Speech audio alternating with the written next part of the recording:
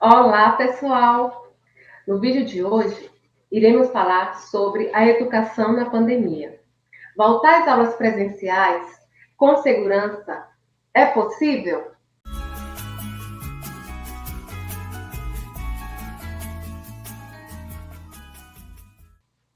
Ninguém poderia imaginar que no início do ano de 2020, praticamente todas as crianças do mundo estariam impedidas de ir às escolas por conta de um vírus mortal que não só as ameaças, mas também seus familiares. Pais, professores, funcionários da educação estão com muitas dúvidas sobre a segurança no retorno das voltas às aulas presenciais. Em todo o território nacional, cerca de 50 milhões de estudantes de educação básica, sendo que destes 40 milhões são da rede pública de ensino, estão com aulas presenciais suspensas desde março, em decorrência da Covid-19. Retomar essa rotina escolar durante a pandemia requer muito mais do que um cuidado sanitário. A gente também tem que considerar a condição socioemocional, né, o aspecto mental dos estudantes, famílias e dos professores também, né? Já é uma classe que já sofre bastante, né, nesse sentido. Tudo isso deve ser levado em conta, né? E também planejar, além do retorno do ensino básico, como é que fica para a comunidade acadêmica? Em meio à incerteza de uma futura retomada em um esquema de ensino híbrido, estão os professores e a falta de amparo para aqueles que são da rede pública. Apesar das prefeituras, estados, terem disponibilizados atividade à distância para os alunos, muitas famílias não têm como acessá-las, devido a problemas de acesso à internet, falta de acesso também às tecnologias adequadas, papel, lápis, para essas aulas à distância. São alguns pontos que foram levantados por familiares que residem nas periferias e comunidades do Brasil. Qual que é o impacto do isolamento social sobre as crianças, adolescentes e os jovens acadêmicos? Isso precisa ser levado em conta.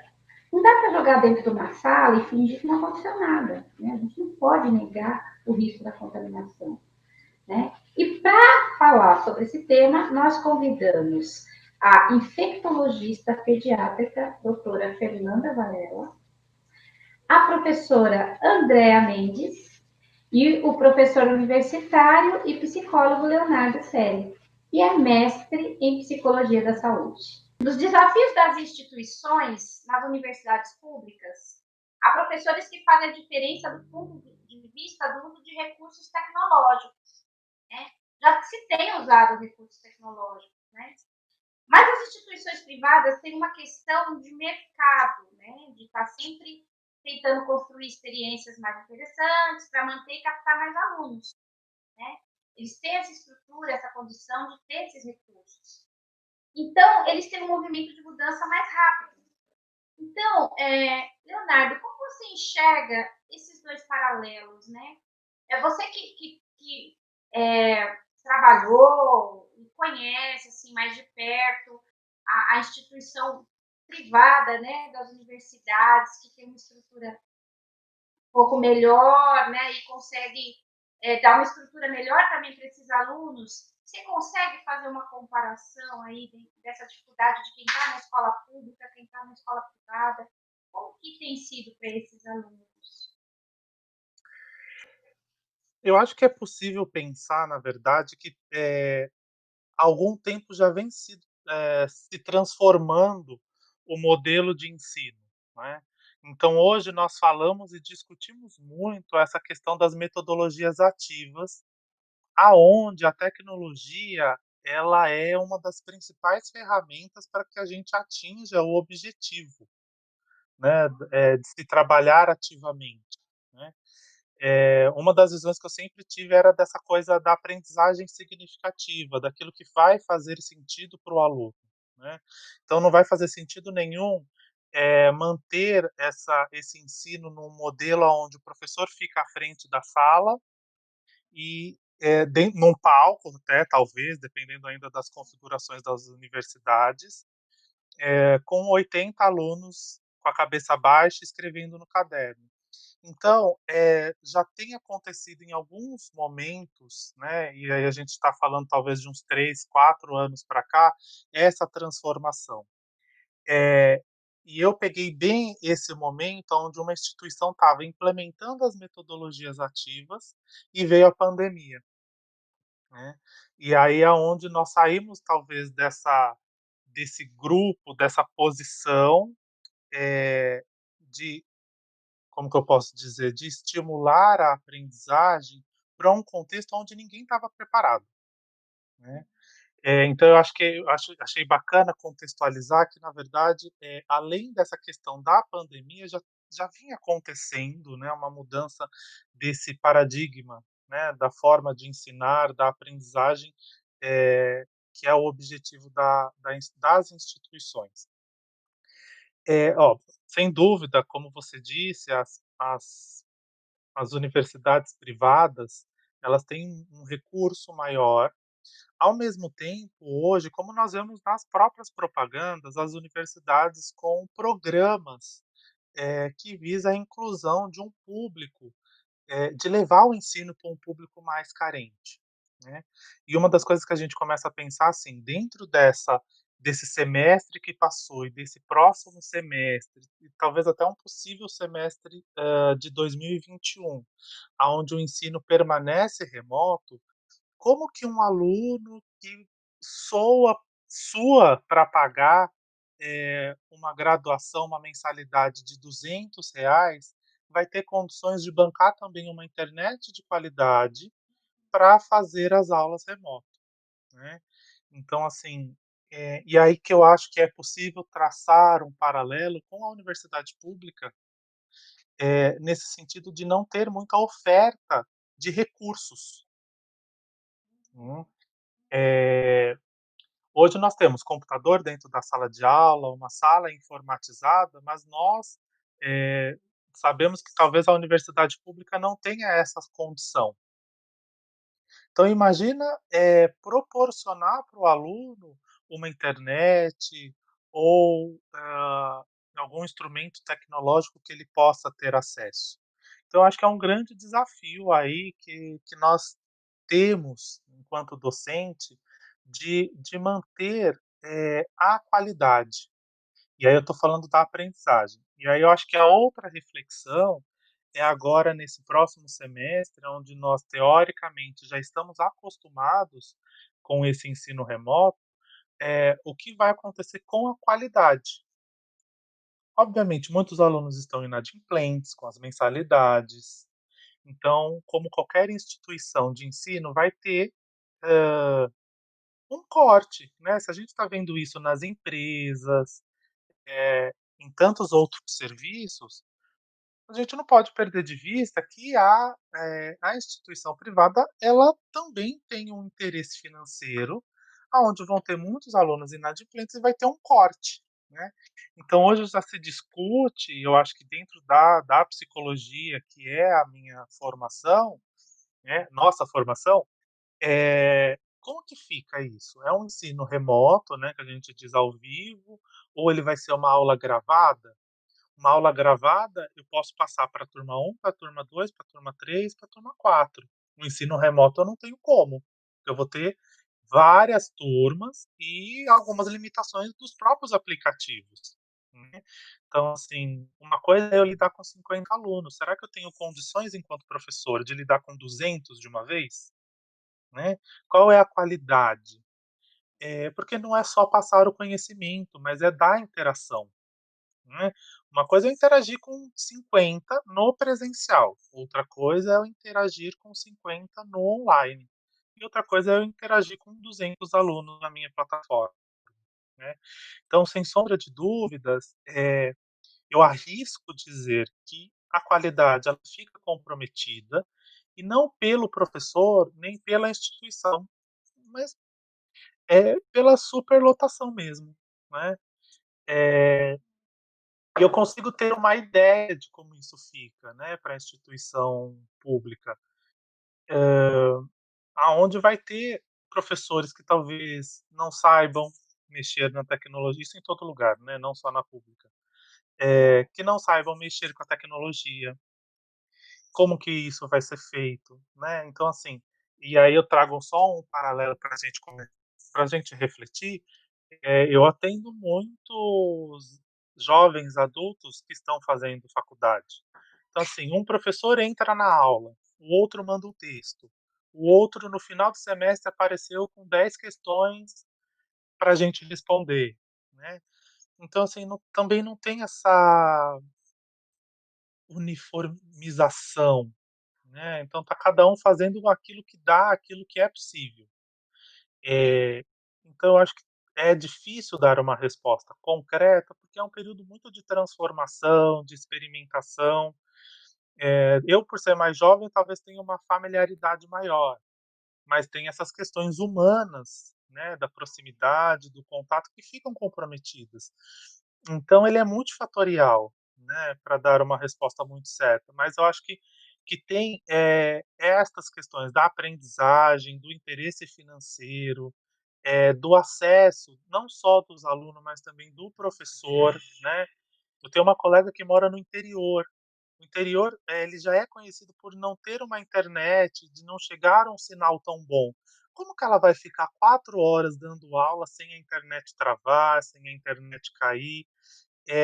Então, acho que nós nos deparamos com uma fatorialidade para lidar com essa educação nova, né, que está nos surgindo. Sim. É que nem você falou, é uma coisa que já vem vindo, mas vem vindo gradualmente, tentando se estruturar. E agora, de repente, cai essa situação assim, realmente fica muito difícil, né? E tem toda essa É, questão que a gente precisa repensar, mas talvez seja um momento, talvez não de ter as respostas, a gente está aqui tentando discutir, mas talvez de criar algumas questões. Começar a se pensar em algo que talvez não se pensasse, né? E mesmo na isso. instituição particular, a instituição pode até ter uma boa estrutura, mas a gente sabe que ali tem alunos também que vão com bolsa, né? Tem alunos que pagam preço diferenciado, pelo ProUni, e assim vai. Então, tem muitas pessoas também que não têm essa estrutura na sua vida, né? Para poder estar seguindo o estudo dessa maneira. Então, é bem Isso, e importante. uma das coisas que eu sempre discutia muito em colegiado é que, assim, nós lutamos tanto para a inclusão das pessoas, com maior idade, né, terem o direito de fazer uma formação, mas nós pensamos como que nós vamos incluir essas pessoas que têm lá 60, 70 anos, que muitas vezes não têm um celular e não é por não ter acesso financeiro, mas por ter uma dificuldade, como que eu vou esperar que ela entre numa videochamada, interaja com a gente pelo bate-papo, envie o trabalho, né? Então, assim, pessoas com visão, né? Eh, eu mesmo uso óculos, tenho algumas questões, um pouco mais severas. Como que fica eu tendo um contato de 4 horas dando aula, né? Então é dor de cabeça. São tantas coisas que a gente tem que pensar, que aí eu concordo, assim, vamos indo, né, e ajustando. Então, talvez não seja a hora de pensar em quantidade de alunos, na questão financeira, mas é assim, como é possível a gente dar continuidade ao que a gente começou no presencial? Tem tantas coisas dando certo, né? Então por que que a educação pararia? E não dá para perder a qualidade também, né? Verdade. Obrigada, Léo. Fernanda, eu tenho uma pergunta para te fazer. Embora o ensino à distância tenha a possibilidade de ser mais abrangente, sabemos que o ensino presencial é melhor e eficaz. Devido às dificuldades de acesso de uma parcela de aluno, além da necessidade de socialização no desenvolvimento infantil. Quais riscos para a saúde das crianças, professores e funcionários nessa volta das aulas presenciais que estamos aí, né, nessa dúvida, alguns estados já acontecendo, outros caminhando, outros não sabem se vão retornar, de fato, presencialmente, né? Que contribuição você poderia dar para a gente nesse aspecto? Então, boa tarde a todos. Eu gostaria primeiro de agradecer o convite. certo? Eu sou infectopediatra. Na verdade, são duas questões, o que isso está causando, né, para o aprendizado das crianças agora, o dos professores já foi comentado pelo Leonardo, e o que vai acontecer quando retornar, né, o que pode gerar, então, aí pensando mais no sentido da doença em si.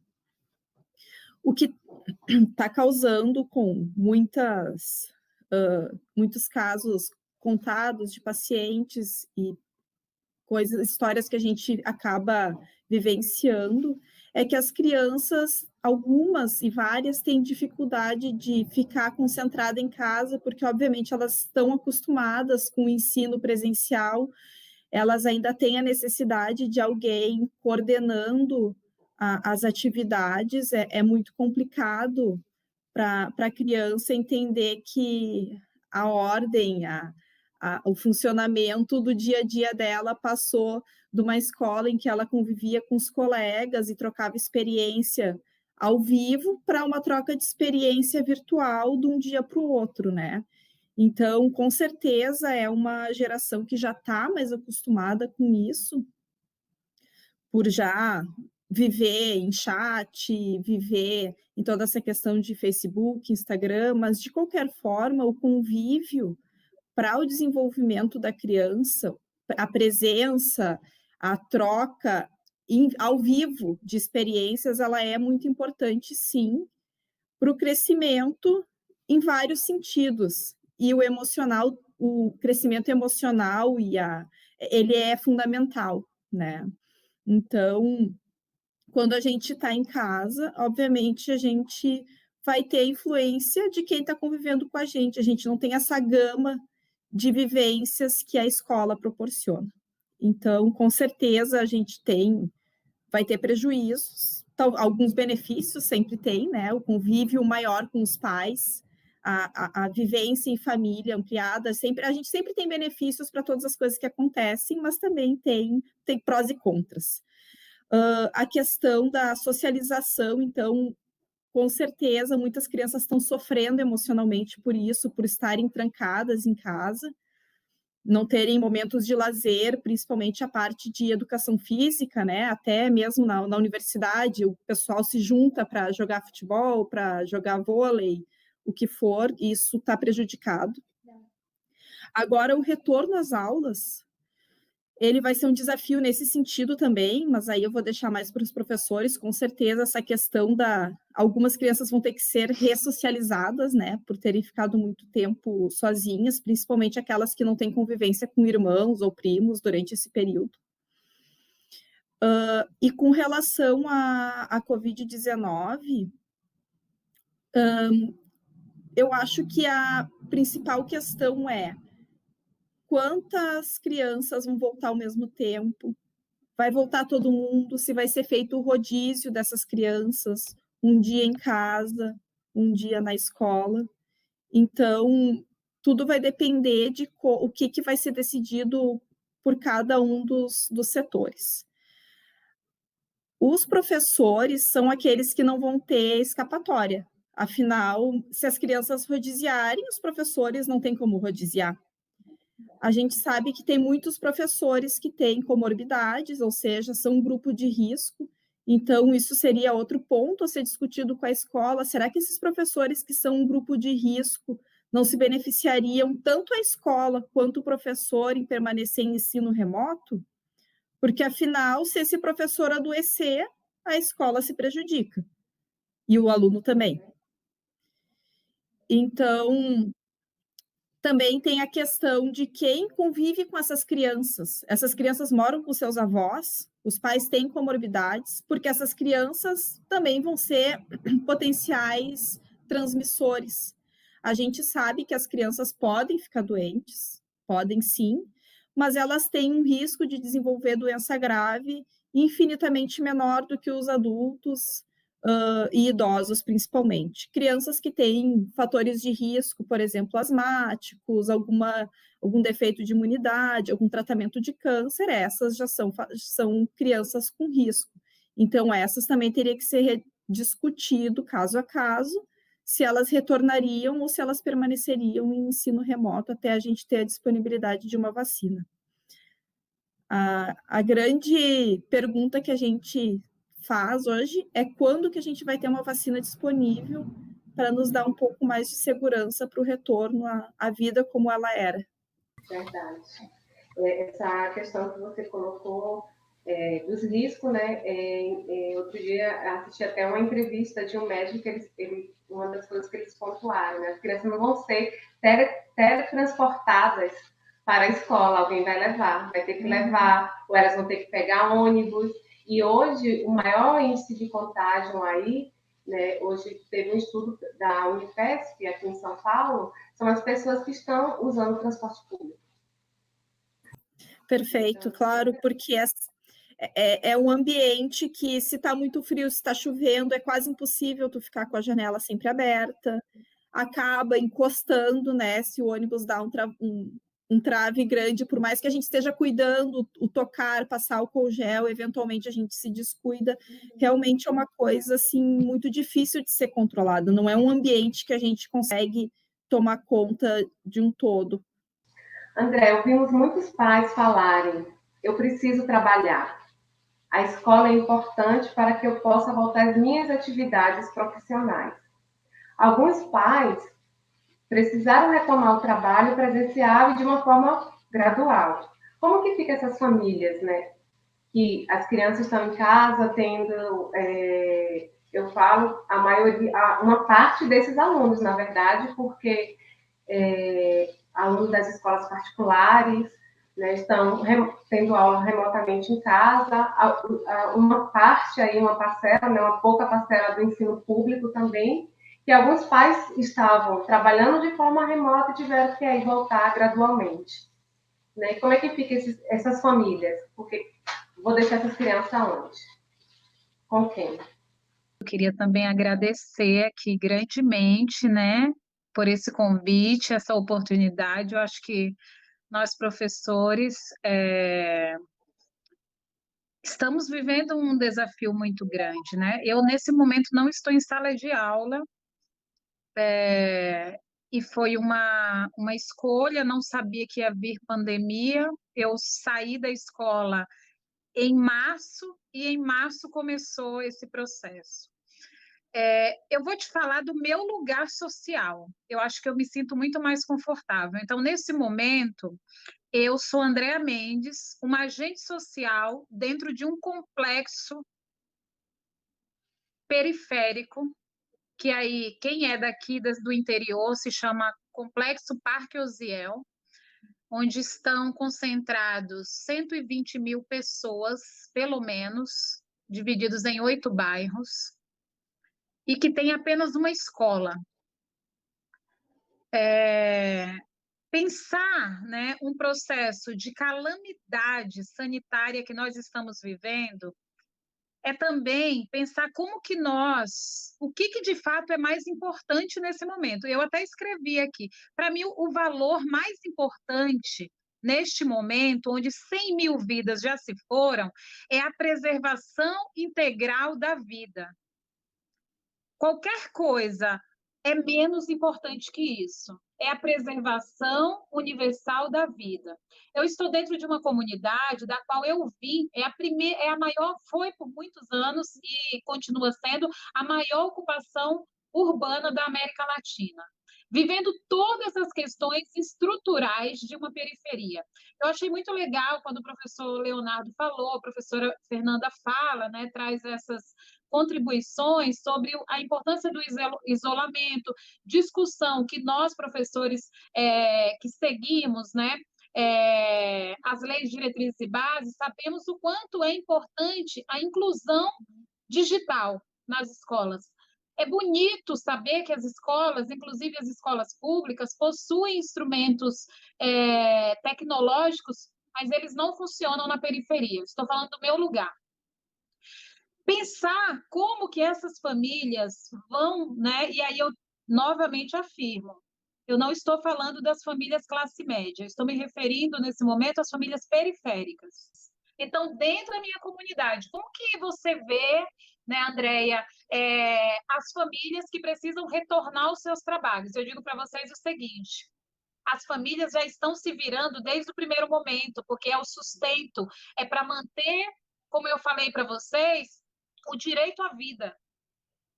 Elas não têm um recurso para guardar e dizer, agora nós vivemos em isolamento. Ela não tem uma janela para abrir, porque elas moram em barracos, não tem janelas.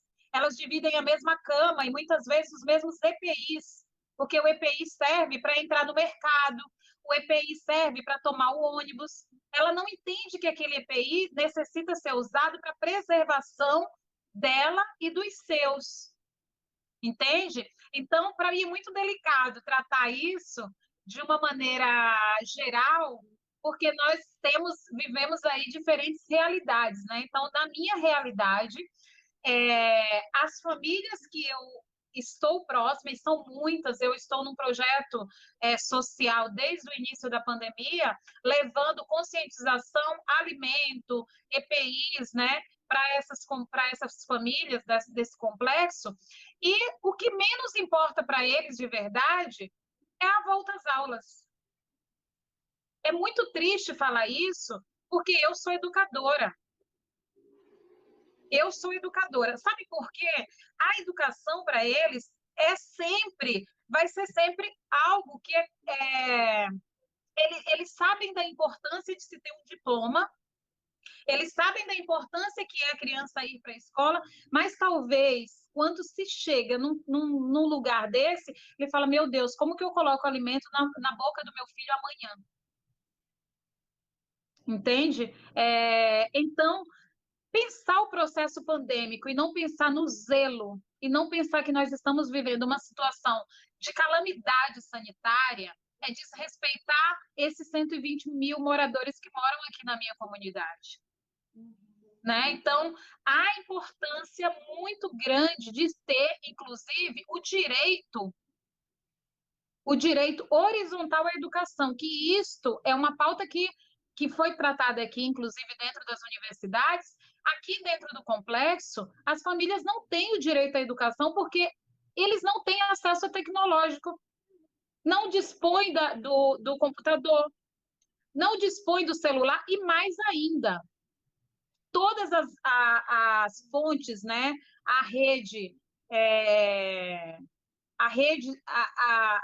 o contato tecnológico através das redes, né, de internet são precários. São normalmente 4Gs de pré-pago. Então, se a mãe liga um aplicativo, ela só vai conseguir fazer uma aula para o filho.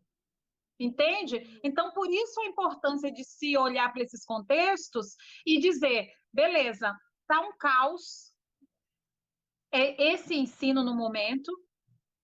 Aqui, na verdade, eu falo que a escola, ela é uma escola muito, muito comprometida com os seus alunos, porque elas sabem da dificuldade dos alunos, o que elas fizeram. E aí é o que a doutora Fernanda falou, né? Eles são quem estão na linha de frente, eles não têm escolha. Elas sabem da dificuldade, da falta de acesso aqui, elas estão imprimindo, porque elas sabem que os pais não têm condições de fazer, elas imprimiram e os pais vão na porta da escola pegar essas tarefas semanais. Né? Então, é um trabalho lindo, e eu acho que colocar a vida dessas pessoas em risco agora, mais do que elas já estão expostas, é um egoísmo e é um não respeito ao nosso direito, né, de viver. Né? Talvez eu não tenha respondido, né, como deveria, mas é o meu ponto de vista. Eu acho que as famílias, elas estão no meu lugar social, elas estão prezando pelo direito à vida dos seus filhos, né? E elas já estão trabalhando. Isso é importante falar. Elas continuam trabalhando porque trabalho para elas é de fato a sobrevivência. É sobre viver. Então, a gente nem pensa muito na questão de que está ou não está desempregado, né? Já sobrevivia de subemprego, né? Às vezes com alguns programas de políticas públicas para poder frequentar a escola, né? Algumas condições, por exemplo, ter a carteirinha da vacina em dia, tal, e frequentar a escola para poder receber algum benefício do governo, então já tinha muita gente nessa condição. E você falou aí, por exemplo, da questão do acesso à internet, né? Se tiver um 4G, vai ter uma aula só. E a gente também tem que pensar que muitas dessas famílias não têm só um filho, né? Tem mais de um. Então, como é que eu disponibilizo um computador ou um celular para cada um dos filhos? Então, é uma questão bastante complexa, por isso a gente se preocupou em trazer aqui pessoa da saúde, né, infectologista, muito importante, né, da universidade e também da escola infantil, né, onde a criança começa a ter uma base da educação que já vem sendo precária, que já essa coisa de imprimir os papéis é só mais uma luta, dentre tantas que tem tido no dia a dia, na rotina.